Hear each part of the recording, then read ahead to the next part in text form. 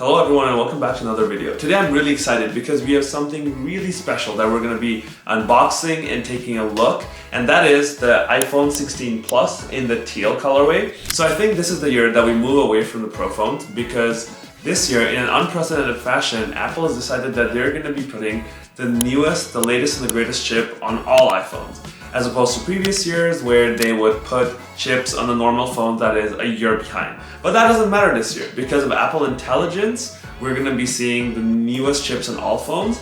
And so why should you bother paying that extra 400 or 500 Canadian dollars on the Pro phone when you can get a lot of the value on this one? All right, let's take a look at what's inside.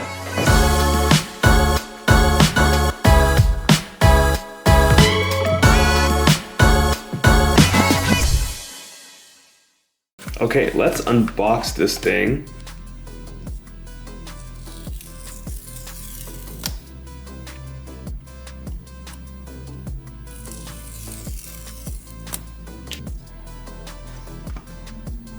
Okay, so first impressions, this color is something else. It actually looks way nicer.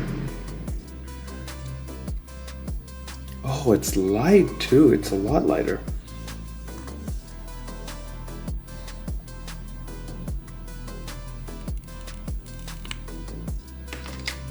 Not bad.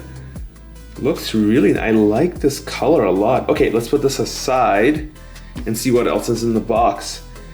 So we do get a braided cable as opposed to the other shitty cable that we used to get. So for example, this is the normal one, right? Versus this is a braided cable, which is a lot nicer. And then we have the SIM ejector tool.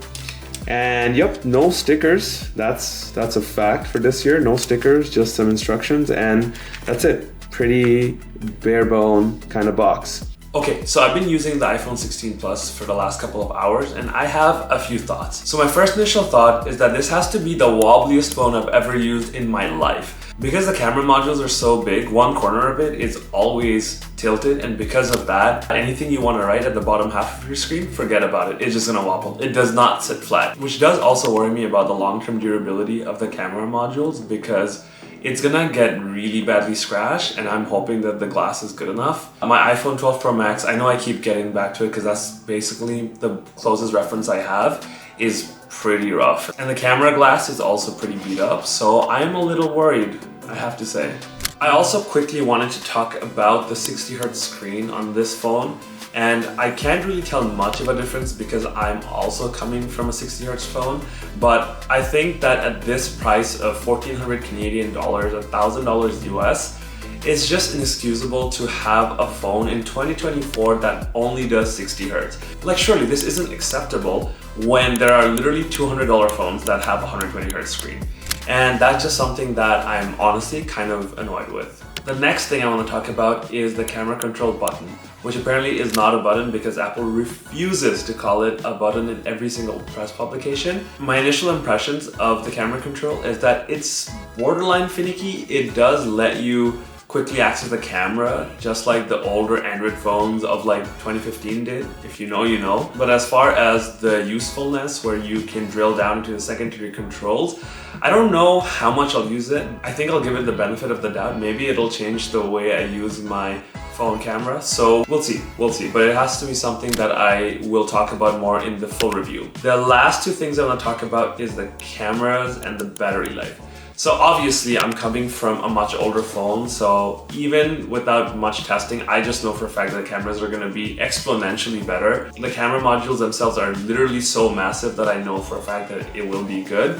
And the battery life is something I'm actually really excited about. At this point, my old phone's battery health is 77%, and I literally charge my phone at least 4 to 5 times a day. So I'm excited to not have to do that over and over again with this new phone. One final thing I wanted to leave you with is the fact that phones have gotten to a point where each upgrade is so small that it literally doesn't make a difference. My 4-year-old phone does not feel that far behind, and to be honest, it feels like you're just getting the newest thing just to keep up with times as opposed to getting the newest bleeding edge of technology.